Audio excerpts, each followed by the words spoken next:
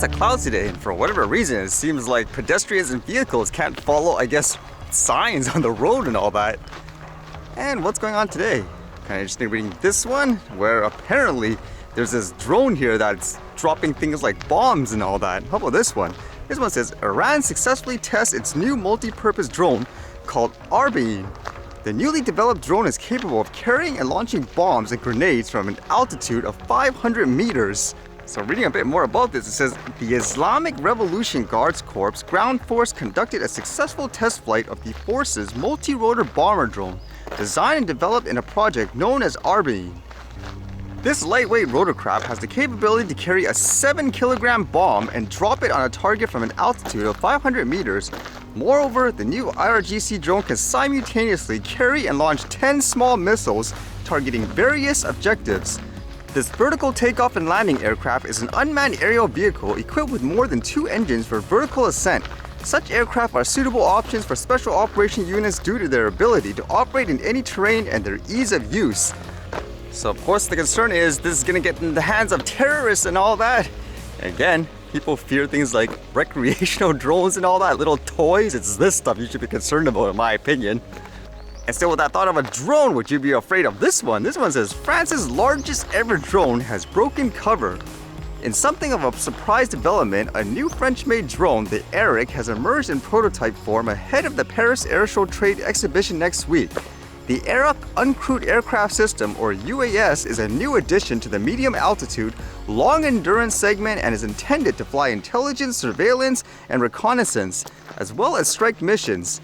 For the latter, it is planned to carry the French-made AASM Hammer, a precision-guided weapon with an extended standoff capacity and different warhead sizes.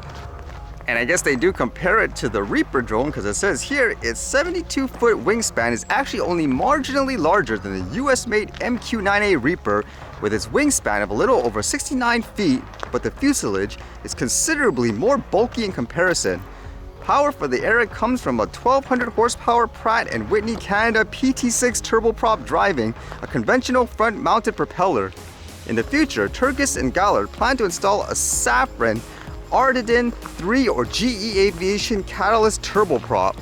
So no end in sight in terms of various countries developing these types of drones for military purposes and all that.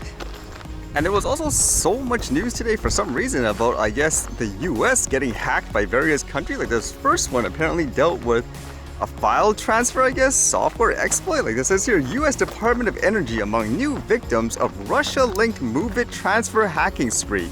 So from what I gather, apparently these guys have compromised, for example, energy departments in the US where they gained access to various, I guess, files and all that. And with that, some people are actually having their information released. And it says a department official said those entities were the contractor Oak Ridge Associated Universities and the Waste Isolation Pilot Plant, the New Mexico-based facility for disposal of defense-related nuclear waste.